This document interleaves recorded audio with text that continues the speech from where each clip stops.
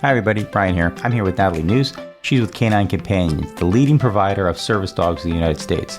So Natalie, what can you tell us about Canine Companions? The mission of Canine Companions is to create opportunities to gain greater independence for people with disabilities by providing highly trained service dogs free of charge. And if someone's interested in getting a service dog or wanted to donate their time or money, how would they get in touch with Canine Companions? They'd visit our website at canine.org, where you can find opportunities to donate, to inquire about an application for a service dog, or to learn about volunteer opportunities as well.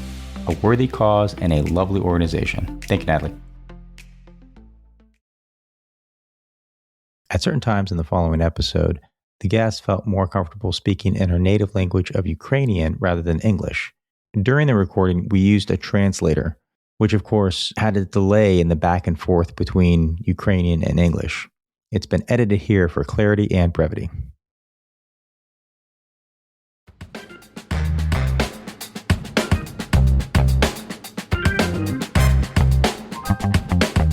Compelling stories are not hard to find. You just need to know where to look. Join your host, Dr. Eric Shaw, prosecutor Ryan Frank, writer Adrian Bonenberger, and comedian Ryan Connor as they interview ordinary people about their extraordinary experiences. This is Baggage.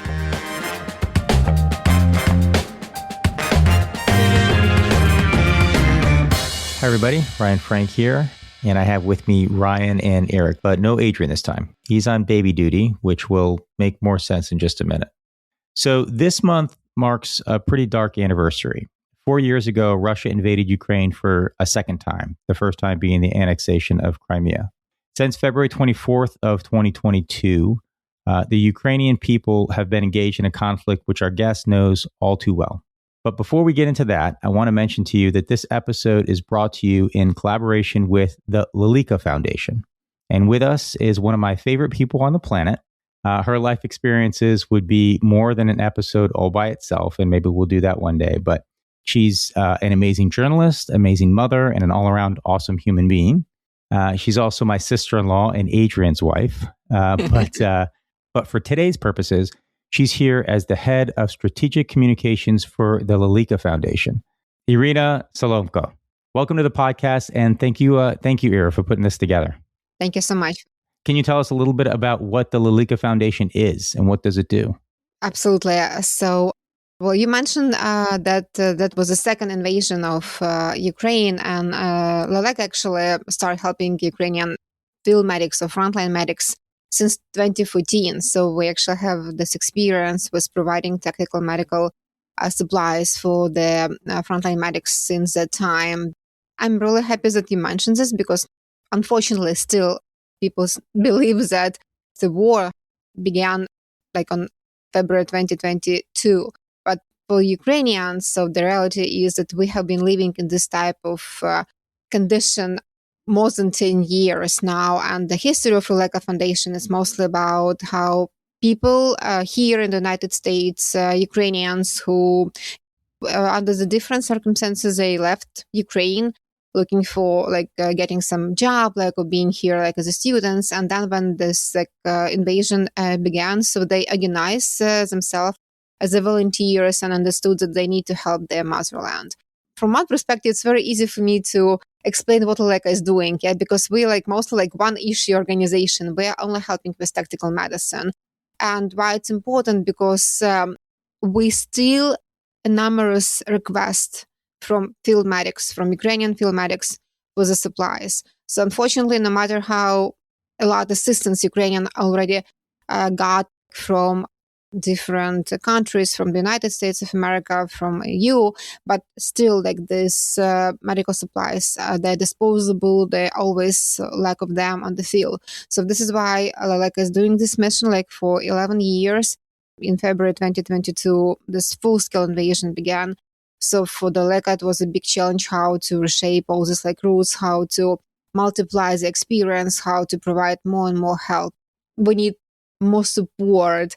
Probably there is nothing more exciting for me, but every time when I'm looking at our Give Butter page and I see new supporter join us and give us some money, this means for me that like people still care about Ukraine, people still wants to donate, people still wants to help. This is really like very, very touching. Every time I'm also not I'm speechless, and I'm so grateful for the support from all over the world. Would you mind spelling the name of the foundation? Yeah, it's very easy. It's actually, I know that in English it sounds like some random number of sounds like Leleka. It's like Leleka, but in Ukrainian it means to work. For Ukrainian, it's actually a great bird, and Ukrainian love so much. So this is why, we have this as our logo also. And so it's Leleka in Ukrainian. Our guest today is live from Ukraine, and she has some experience about dealing with conflict. So thank you so much, Alina Sarnatska. Did I say that correctly? Yeah, of course. I think you're too polite to correct me, but thank you so much for doing this, and welcome to the podcast. Oh, thank you so much, and thank you for introducing me. I think Leleka is like my favorite NGO in Ukraine, and they do a lot of work, and maybe they bring half of all tactical medicine in Ukrainian frontline and save a lot of lives. And everybody who support Leleka can save lives. It's very good present for everybody. So how is it that you ended up being a battlefield medic? In 2022, I was a student. I was a PhD student in social work. I was one of the leader Ukrainian NGO. We work with women, and we do some project against, we did, and now we do some projects against gender-based violence. Nothing about the war or the army. But when they tried to take Kyiv, when they tried to kill all my family, everybody what I know, of course, I joined the army. And like many of Ukrainian women in the army, I was a combat medic. It was random, but yeah. Did you have medical experience before going in? No, any medical experience. It was one day when I started to be nurse and combat medic. That's what I love about Ukrainians. I've never run into a group of people as patriotic as Ukrainians. And you talk about uniting a group of people. You were getting a PhD. Did you have any military experience or anything like that? And were your friends like that too? Where you just like, everyone just drops it and like, hey, all hands, everyone fight? I think it's someone want to take your city. It's completely different because many people change their lives. They changed their careers. Many rich and famous people join my battalion in February 2022, like me. Was there a feeling that Russia sort of wasn't finished after they invaded and annexed Crimea? If you ask someone else, maybe they tell you something else. But for me, from my circles, of course, it was a shock. It's not about what they did. It was about anyone can imagine so big war in the center of Europe. Anyone can imagine a lot of murders, all this stuff, all this torture for civilians, all this stuff. Anyone can imagine before. At that point, I was a journalist. My husband, who's not here now, but he has a bunch of journalists, his former buddies, like from the army, or they were journalists. And probably like a couple months before the invasion, they start saying like, Adrian, you need to pull your like in-laws from Kyiv. Like it's real, it's happening. Like they need to leave.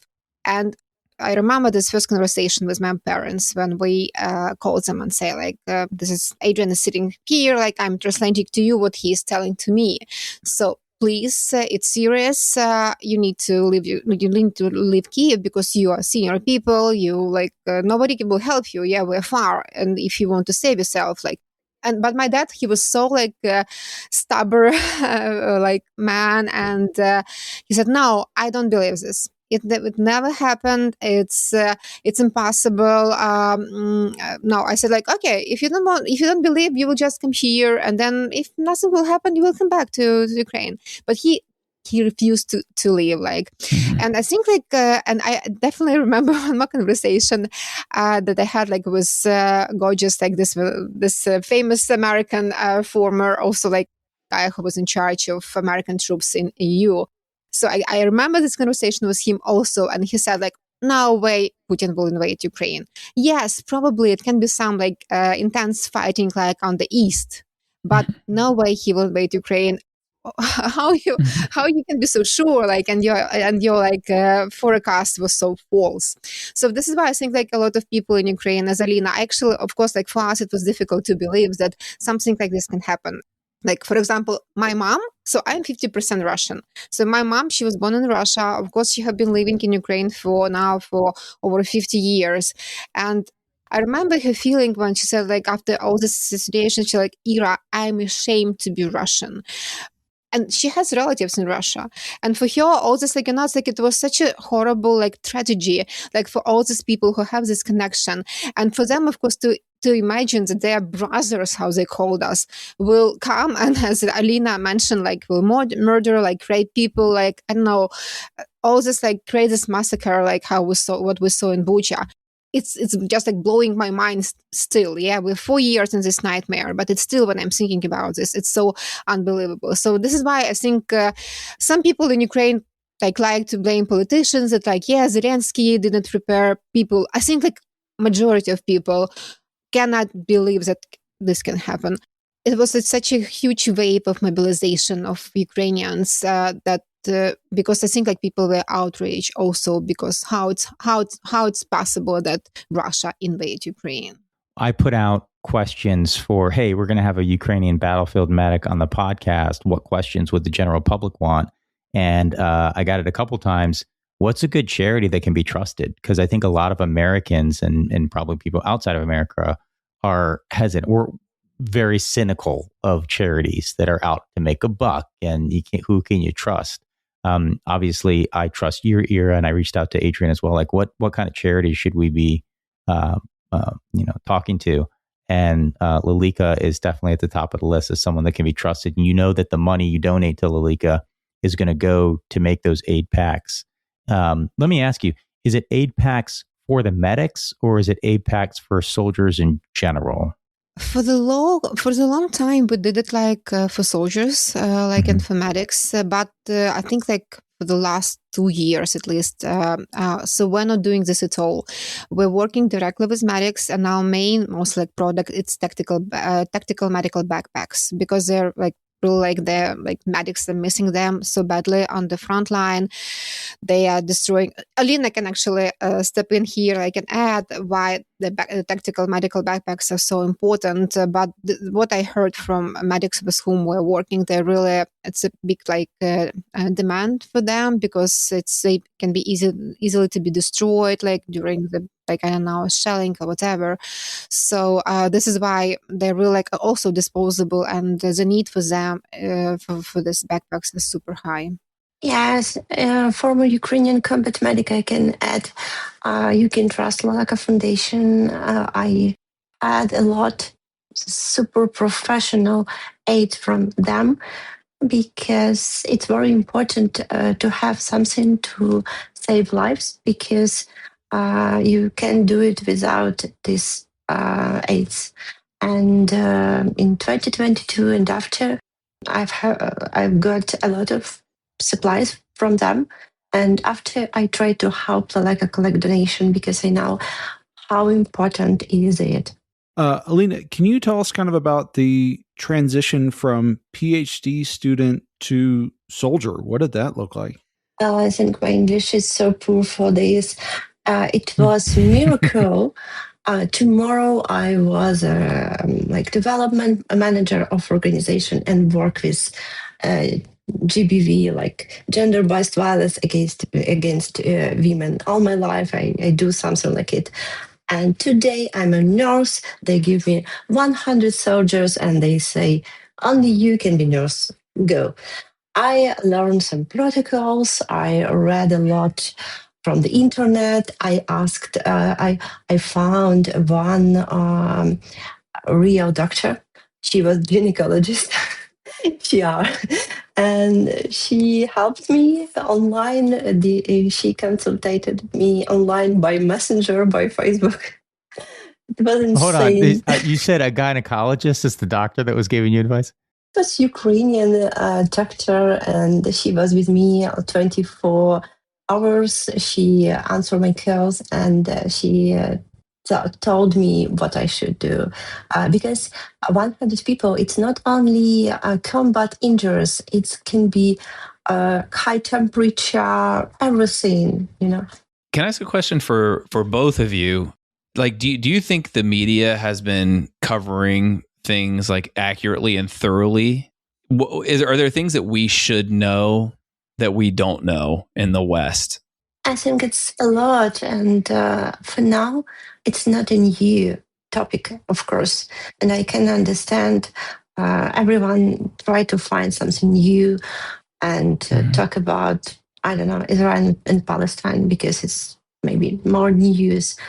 But it's very important for all Europe to speak about Ukraine, to continue, because I call it Hungry Games, because in our life, everything, all this war is in line. It's like a game. And our units, everybody try to take attention and have donation and still alive, because it's very important to have this support. And Leleka Foundation do very big part.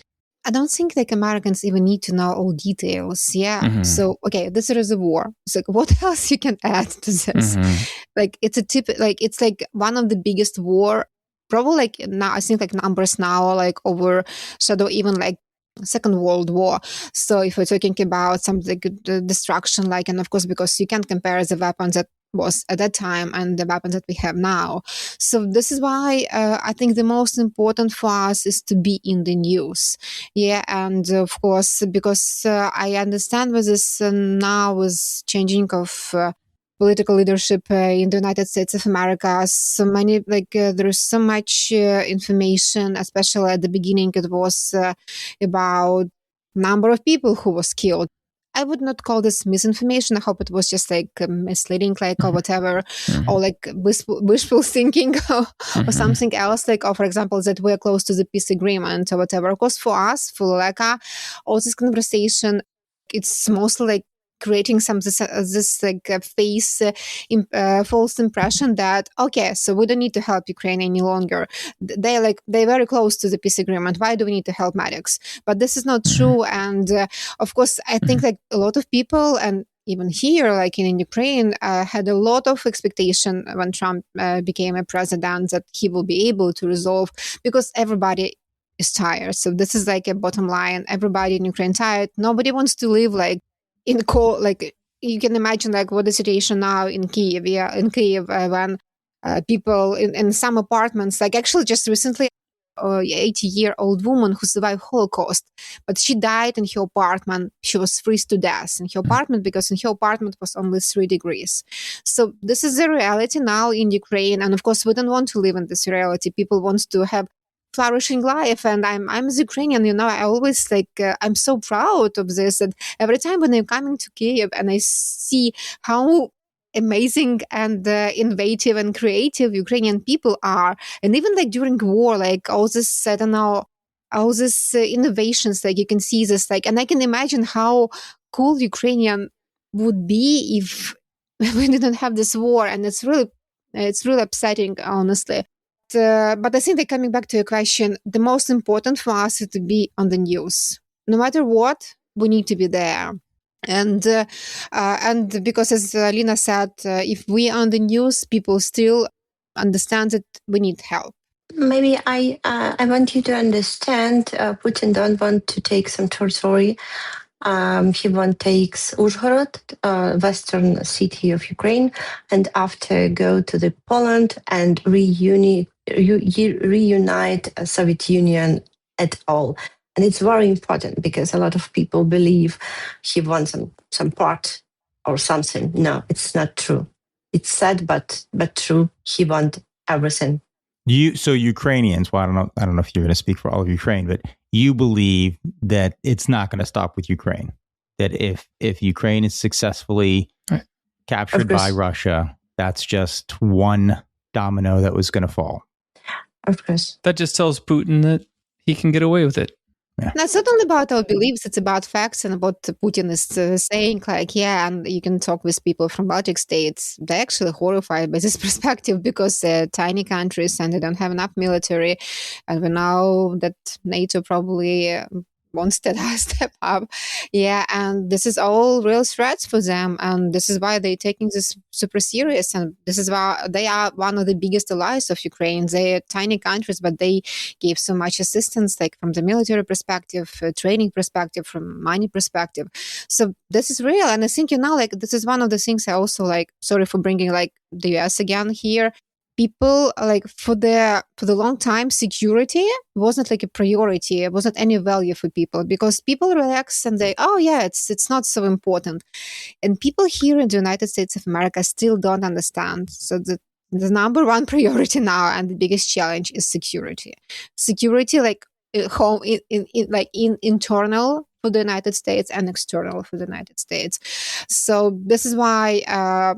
It's not, as I said, like I will repeat this, it's not about how Ukrainian feels about whether Putin must stop here. It's about facts. It's about what Putin already said. So it's not just like threats or whatever. This is real, and it's really like also like difficult for me to understand how still under these circumstances there is some people who believe that they can be friends with Russia, they can do business as usual with Russia and all this stuff. Also like, yeah, wishful thinking, but Russia cannot be friend for America. This is like, it's something is wrong here. And people who believe in this, they need to, I don't know, they're real, like, I believe they present some threat even, I could say, because Russian hates Americans. So this is like a bottom line. Like, and for them, it's coming from the USSR times, and this is never changed. Russians will never accept Americans as I don't know, equals. They always making fun of Americans, and we all remember it's all just like Russian culture. So Americans are enemy. So this is why when I'm hearing like some people believe that they can make some business or whatever. If you go to Russia to make business, be ready that someday Russia will take your business, like authority or some like criminals or whatever come to you and say like, okay, I want your business. Goodbye, like whatever. Oh, you will be arrested, like a journalist already. Yeah, we saw this so many times. So Russia is unstable, like it's unstable territory, and how. You like, of course, like I can see that like money that you can make, it can be good money, but the price of this can be super high. I think Americans, and maybe not just Americans, but a lot of the West has a short memory, which is good to forgive old enemies, but also can be bad if we forget history. And I think our parents' generation very much remembered World War II and growing up after that, and what in a ground war in Europe, how bad that can really be for the entire world. And I think when it gets to our generation, how quickly we forget. And whenever I have these discussions with people, I'm like, there's an invasion in Europe right now. There's a ground war in Europe, which is kind of a big deal, and it's going to have an effect for a long time unless it's stopped. But talking about history, I was actually thinking about my wife and I visited Ukraine for your wedding. It was 9 years ago or so. I think we came over. And you were very gracious and gave us a tour of different parts of the country. And since this most recent invasion, I see updates about how some of those historical markers and some of those things are just gone. I mean, had been around for hundreds of years. Churches that were some of the early Christian churches and things like that are just gone. And there's the human toll. Because you went to Chernihiv, and this was like this one of the cities was like on the road. Like Russians like tried to destroy it so badly during the beginning of the invasion. So yeah, absolutely. How is that? How is that to deal with not only the human toll? Obviously, that's terrible with your friends and family being the ones that bear the burden and the cost, but then just the history being attacked and losing that. How does that affect you? I don't think a lot about the history right now because, as Iryna mentioned, right now many old people freeze to the death in Kyiv. A lot of people die on the front line. It's the best Ukrainian people. It's very young, very professional. They have very good English, and a lot of women are dying. And many of them are better than me, and their English will be better on this podcast. But they died because of the Russian. They killed them, and for me, people are more important than history, than all historical church and everything else. But it's only my opinion. It's only my point of view. So much of what we've been talking about has been almost like 10,000 foot view. Can you tell us more about your kind of personal experience with the war? I was a combat medic ordinary sergeant, and I served 2.5 years in Territorial Defense Battalion. But it's part of the army, and now it's like ordinary infantry. And we was on Donetsk region, have a lot of injury people, and a lot of ordinary infantry. What do time-traveling mathematicians, ancient astronomers, and mad scientists have in common? Well, step into my laboratory at Math Science History, where time bends, ideas spark, equations echo, and the past hums with the electricity of what's to come. Hi, I'm Gabrielle Burchak, your mathematical host and curious conductor of Math Science History. Wind the clock, plug in the coils, and subscribe to Math Science History, where the past lights the way forward, one curious tale at a time. So many people get into healthcare because they feel like they want to make a difference and want to help people. And I think your experience of just getting kind of thrown into it is a little bit different. How have you been able to kind of weather all this, and what keeps you going? As I mentioned before, in Ukraine it was random. I'm joined to the army in March, and it was a lot of hundreds of people join, and they say, you will be medic because you're a woman. It's like, it's something. I don't know, if you in the army, you need to go on because you have comrades and you need something to be alive, to still alive. And I'm a writer. I started writing on Facebook and Twitter. I have written a lot, and people give me a donation, and I collect 1 million of hryvnias and buy something to be alive tomorrow, and my comrades to be alive tomorrow. You have this academic career, you have this academic life, and you join the army. Was there a specific moment or any specific memory you have where it hit you, the reality of what you were going to have to do in helping injured soldiers? I was super scared because I had any education, any knowledge, anything. But it's in that very moment, anyone else can do it. Like someone need to do. And today it's me. Today I'm adult in the room, and yeah. I remember when I was in the military too, and that's a scary moment where you look around like, who's going to do the right thing? Who's going to be the responsible one? And then you realize it's you. And it's Yeah. like, oh, that's terrifying. Oh no, I'm the guy, right? Yeah, it's super, super scary moment. And it's a completely different planet because everything is different than not as in civilian lives. And they give me this machine gun, and I must to sleep with it, eat with it, and live all my life with it. And it was horrible. But after I understood how important to have these comrades, to be in this team, because it was the best people from Kyiv, best people from Ukraine, and I was a part of it. So it's very sad. Many of them are dead right now, and it's very bad.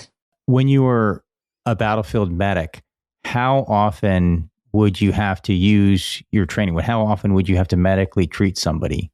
For me, it was not so often, not every day, because I was a senior combat medic of the fire company. And every year, this war going to be more harmful because of the new drones attack and everything. And I know combat medic who work right now in my battalion, and it can be 10 or 20 people every day. And it's a lot of work, and a lot of people need this service. And that's why it's so important to help Leleka Foundation collect donations. Thank you so much to your support. Would your unit only be engaged in providing support in combat, or are you responding to these like middle of the night bombing campaigns as well? Like, are you helping, like, part of the local emergency services in those situations too, or? It wasn't our responsibility, but it was with us, because a lot of combat medics in Ukraine, when they go to the cities for something, maybe for a vacation or something else, of course, if something going on, if they bombing civilians and combat medic can help, everyone what I know, everyone do it, of course, and we did. And we, with my sister, with my comrades, we helped, we saved lives, 2 children in Kramatorsk in spring 2023. And it's something horrible to see how children can be attacked. And it's something completely different. It was a very bad experience. If you're able to talk to more about that, what was that situation with the children? What was happening? We went to the post office because in Ukraine we have a very good for our logistic post office, Nova Poshta, and we can get everything and some supplies from the Leleka Foundation or something else, and presents for relatives. And we, with my sister, with my comrades, we went to the city, and it was a big shelling in Slovyansk. It's Donetsk region, nearby Kramatorsk. And it was a lot of shelling, and we was on this point, and we should help. And we take our supplies from our car and go and try to help take people under the rubble. Yeah. And we work on Ми працювали на 4-му поверсі. We were working on the 4th floor. Everything around was just falling, and near us were firefighters, rescuers, and many people trying to help. We knew that Russians very often use repeated strikes, double strikes. And 30 minutes after the first strike, they launched a second one to hit specifically the rescuers, medics, and everyone who wanted to help. Before this, I thought that work on the rubble happened more systematically, but actually, at that time, no. At some point, a crane just arrived, started pulling a piece of the wall, and everything started pouring down around us. But we found 2 children, unfortunately. I was working in one spot, my friend, my sister in arms, was working in another. Unfortunately, I, along with the team, found a deceased child, but she was rescuing a girl, 14 years old. She spent 4 hours sitting next to her on the roof, talking to her. She set up an IV drip for her and supported her the whole time. This child was pinned between 2 walls by her legs. And we talked to her while people were trying to calculate how to get her out. It was very difficult. She was cold, but actually, we got her out almost uninjured. She was alive. But unfortunately, all this was happening on top of her father's dead body, a floor below. We didn't know about that. Because the impact site looks like just a pile of debris. There are large parts, small parts. And it's very dangerous because you never know if it will all crumble down or simply fall. So yes. The hardest part about working at impact sites, encountering this, is that relatives are near the building. And all this time, the mothers of these children were screaming and praying under the building. And this is a very different experience compared to how work is done on the front line, because those events don't happen there. You know, taking it back to a general level, you know, like military analysts and stuff would say that dictators, strongmen do these kinds of things to try to break your spirit, break your resolve. Do you think the sort of resolve of Ukrainians is as strong now as ever? You know, like recently it was Davos Forum, like, in Switzerland, and all this like rich and famous, like, and influential people gathered there, and everybody's talking. Like, I read like a couple of my friends share with me this, like, you know, this vibe. Oh, and everybody was talking about how resilient are Ukrainians. They're so resilient. Like, look, like it's cold. Like they're mostly like freezing to death, but they're still like fighting. And you know, and we're actually sick of this. You know, come on, people. Like, like probably it's time to help. You shouldn't put Ukraine in this like circumstances. Like, we need to. Yes, like of course, like Ukrainians want to survive. This is like the only way how for us to live. Like, it's to fight.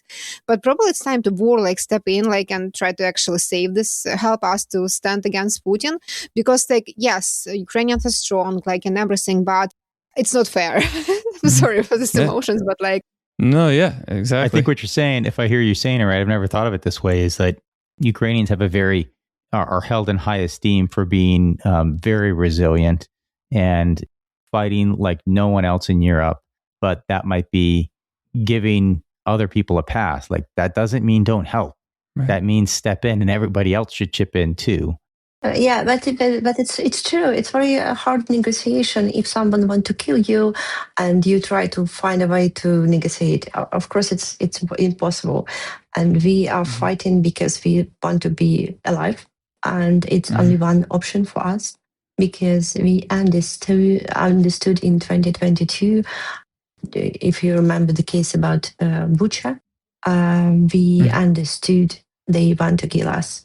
And they have a plan how they collect people and bring to the Siberia, and Russians will live in our homes, and of course a lot of older people will die, and they kill a lot of people in their camps. And it's not about a fight because we don't want to stop. It's because we want to be alive tomorrow. Yeah, we just don't have choice, you know. Like. Yeah, no, I know this. I'm asking you. Yeah, the listeners read things and they're like, "Oh, there's a deal on the table," and then they're not thinking about, like, it's not the end game for Putin. Georgia wasn't the end game. Crimea wasn't the end game. He's not finished. Critics will say, like, "Don't you want peace? Don't you want peace? Why aren't you coming to the negotiating table?" Ukraine, like, under this table, like, just showing we want peace. Like, because, like, again, like, like, it was a lot of this, like, last year, all this conversation. Oh, like, yeah, like, you don't want peace, like you don't want blah blah. No, Ukrainian, the first one in the line who want the peace. Come on, people, like, don't be so cynical saying this to Ukrainians. Alina, I want to get back to you with the medical side of stuff, where in the U.S. military you have something, maybe it's more than the U.S. military, the golden hour, right? So when a soldier is injured, you have an hour before you want to get them to a higher level facility, a doctor, a hospital, that kind of thing. And in the U.S. military, it's usually like you can get airlifted. Pretty safe that most combat zones that Americans find themselves in, you're going to have air cover. And they're going to be able to medevac you out. I know in Ukraine, it's changing a little bit, but it's still very much Ukrainians do not control the airspace all the time. What are the realistic expectations in the field if a soldier gets hurt? When are they going to see a hospital and a doctor? What's that time frame?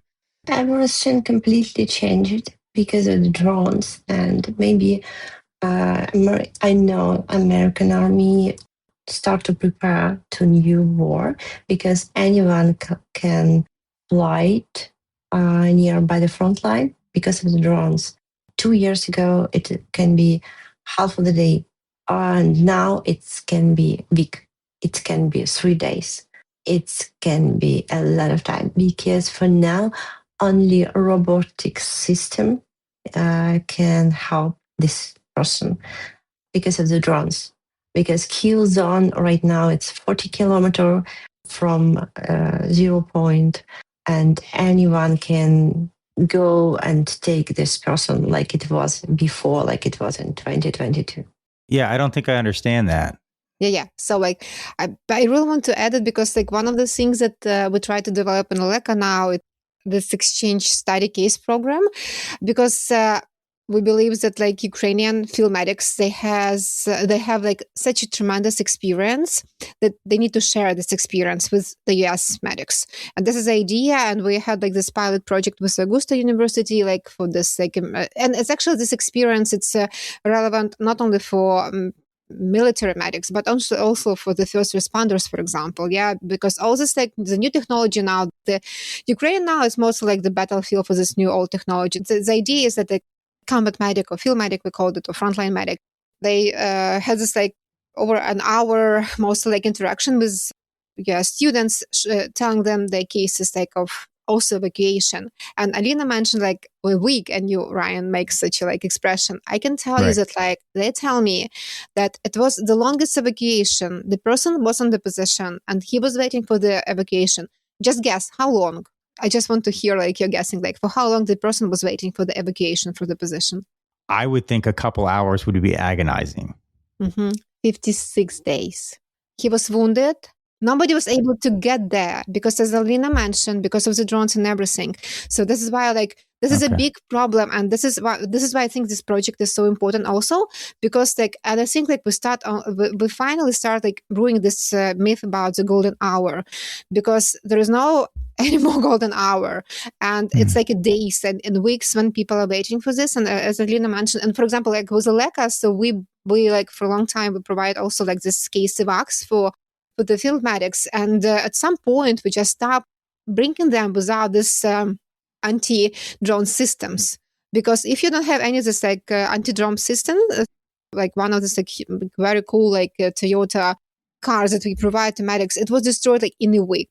Yeah, so drone just hit it like in a week, because for Russians there is nothing like they are hunting on evacuation vehicles, and like this is why it's so difficult to move people like from, as Alina mentioned, from the battlefield. So this is why like they're aiming for medical personnel. Yes, absolutely. Like they're hunting on this like vehicles that like they for them like it's the same like target. And I remember it was in 2014 because like when I was covering the like I like as a journalist I went there and actually I did this like documentary about like at that point frontline medics, and this is say like this like Red Cross on the you know on the back. This is like a target for Russia since 2014, and now it's even more. You're great. Forget about golden hour; it doesn't exist anymore. Makes those medical backpacks that Leleka Foundation is producing even more important than you would normally think, because that's what you're relying on for weeks on end sometimes. That's the medical care that a soldier's going to get. Only combat medic on the front line can help. Medic who went with a unit who will be with them can help them, because we call it kill zone. It's not only hunting for medic, it's hunting for everything alive nearby front line, like 40 kilometers. It can be very dangerous. And now it is a new drone technologies. I think it is necessary to explain that the new drones, those that fly on fiber optic cables, are technically impossible to shoot down. Whoa. Flying by cable? Yes. Like there's a fiber optic cable connected to them? Yes. Never even heard of that. That's crazy. Yeah, it's for a long time. I'm not sure. Oh, I see. So instead of a radio frequency that you could jam. Yes. It's that. Yes. Oh, gotcha. Yeah. This is why like you can jam them. Like, they Ooh, that's Interesting. terrifying. That's terrifying. I tell you what, Americans have never fought that war. That's crazy. Our soldiers can strike it with their weapon, but it's very, very fast and very little object, very small, and it's very hard to do it, and it's a lot. Yeah, it's very hard target, and it's a lot. If it's a lot of drones under this kill zone, and because of it, right now, all evacuation can do only these ground robots. God, that's like skeet shooting a dozen birds from hundreds of yards away. Right. That's impossible. It's crazy. Yeah, and typically I know it's way more expensive to shoot the drone down. Like, I mean, at least with the systems that the U.S. uses, I mean, we're spending millions of dollars to shoot something down that costs $250. Mm-hmm. And so then, but then the Ukraine's cost of American drones, it's pretty, like, you can compare, like, it's, I cannot think it's crazy. But it's like, how, Ukraine needs help is what I'm saying. It's like, how do you keep up with tens of thousands of drones and you're practically on your own, I wanted to ask you, Alina, also, there was some questions about the individual first aid kits that soldiers were issued, different than what you had as a medical pack. But were there any criticism of those? Were those not working correctly? Were they inadequate for their use? Or is that somebody on Reddit that just doesn't know what they're talking about? We have a lot. Now we have enough from the government, but in this situation and the war, people can lost it. It can be burned or something else can happen, and it's very, very important to collect it to give them some new tactical medicine, and a lot of Ukrainian little volunteering network try to collect donation and buy it and give it to the soldiers, but not Leleka Foundation, but because Ira, you can explain. As far as did I understand your question correctly? So they meant that, like, these kids are not helping; they're useless. Like, that was the question, correct? They were saying, was there any criticism of the IFAKs, the individual first aid kit? So we were talking about individual soldiers have their own little first aid kit that they have with them. I think, like, the only criticisms that I can see it can be here. It's like, for example, that the tourniquets that inside of the kits can be, like, bad. Yeah, some shitty China tourniquets, for example. Because I believe, like, Alina, correct me if I'm wrong, but I think, like, the tourniquets are the key, like, component of this kit, and of course it's the most, like, and it should be, like, and each soldier need to have the tourniquet. And if we're talking, and unfortunately, I think it's still a problem that we have, like, not very good quality tourniquets on the front line. So this is a problem. So if it's like a shitty tourniquet, or like also like if it's like a shitty, like just chest seal, or some other stuff that should be high quality. And we're talking about Leleka, we're only buying the high quality. It can be, this is why it's, like, expensive, but we know that this is definitely saving life, because, for example, the chest seals at the bad Chinese quality, person will die. So the price of this mistake can be the life, and this is why I think, like, the only criticism of this kits can be if it's, like, shitty stuff inside, but it's necessary for each soldier to have it. If you need a tourniquet, don't get it from China, it sounds like. There's no question that the commitment of Ukrainians, I think, is, and the tolerance is longer than that of Russians, but they need help, and now is not the time to let up. So if you want to donate, go to the Leleka Foundation. Their website is leleka.care. That's LELEKA.care, CARE.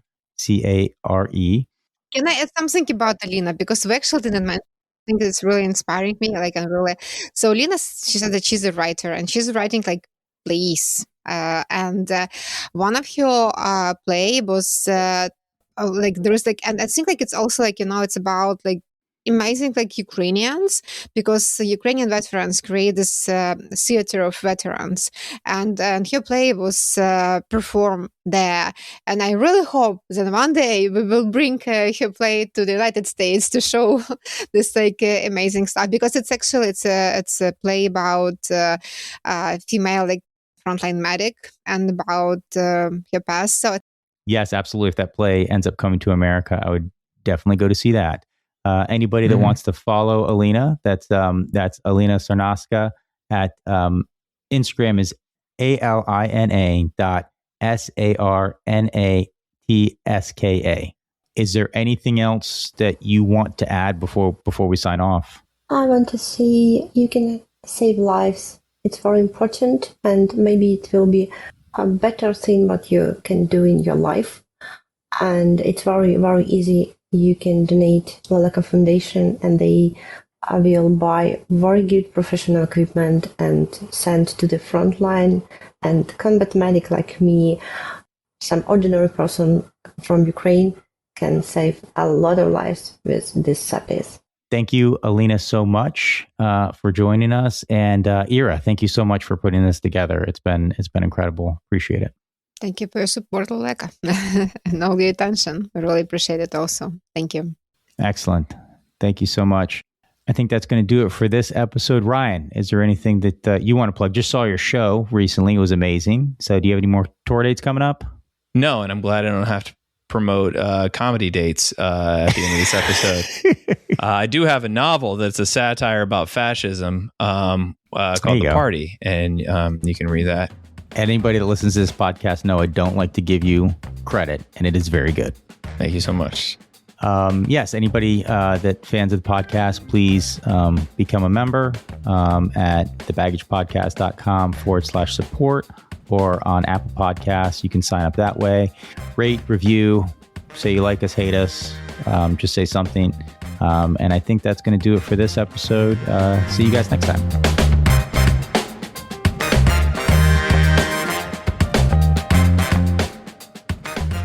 Music for Baggage provided by Quincy Ledbetter. You can find his stuff at qledbetter.com. Graphics provided by Megan Weaver. You can find her at meganweaverart.com. Special thanks to our premium members for their support. You can become a premium member by clicking subscribe in your Apple Podcast app or by visiting thebaggagepodcast.com/support to sign up or to gift a membership to someone. A percentage of all proceeds go to charity. If you have any questions, comments, or a good story to share, please email us at thebaggagepodcast@gmail.com.